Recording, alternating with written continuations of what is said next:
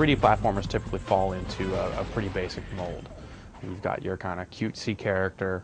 He runs around, he jumps, he does stuff, goes to a lot of different worlds. You've got your ice world, your fire world, all your elements are represented, and he collects like a billion things. You know, there's little doodads, little items over here, stars, coins, whatever.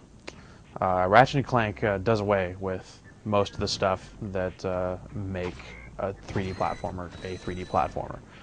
As such, it feels a little less like a platformer at times and kind of more of a third-person adventure, but it has just enough of those platformy elements to where it still does kind of walk the line between platformer and adventure game. So Ratchet's like this alien dude guy.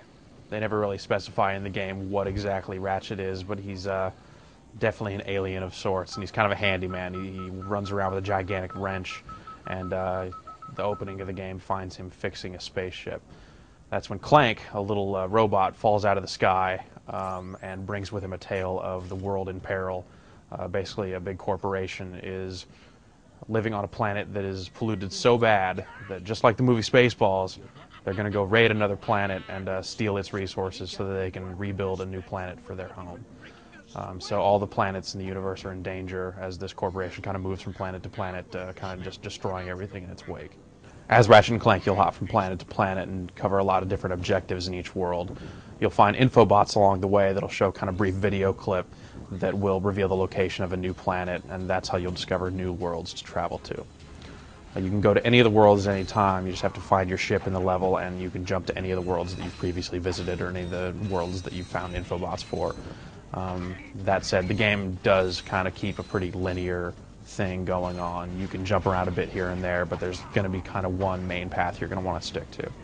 Instead of the standard hit guys with your melee weapon or jump on their head platformer gameplay, Ratchet and Clank kind of goes for a more combat-focused sort of thing.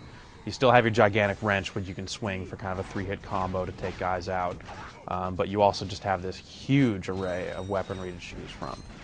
You'll have to purchase the weaponry with money you'll find throughout the world. While this kind of sounds a little collection-oriented, there's so much money everywhere that it never really becomes a problem having to save up money to buy like the next available weapon.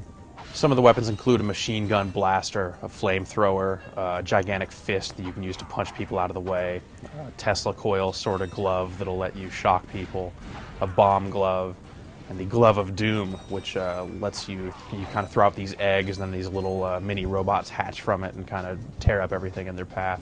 That's pretty cool.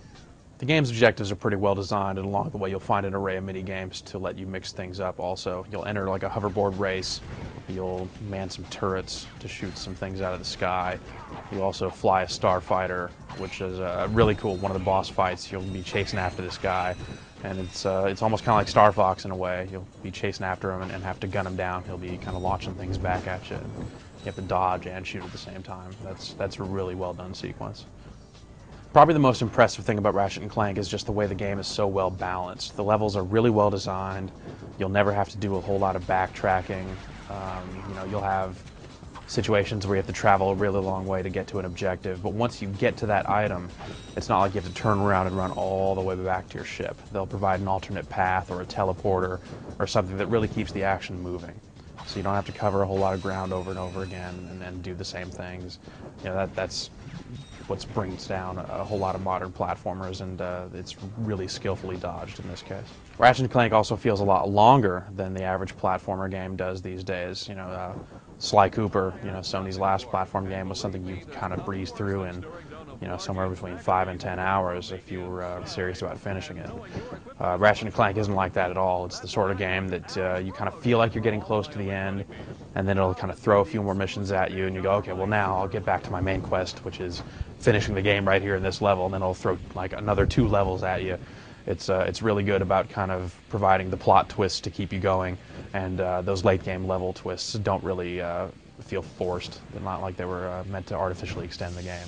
It's all really well designed stuff, and fans of platform games, fans of third person action games should run out and get it. It's really fantastic.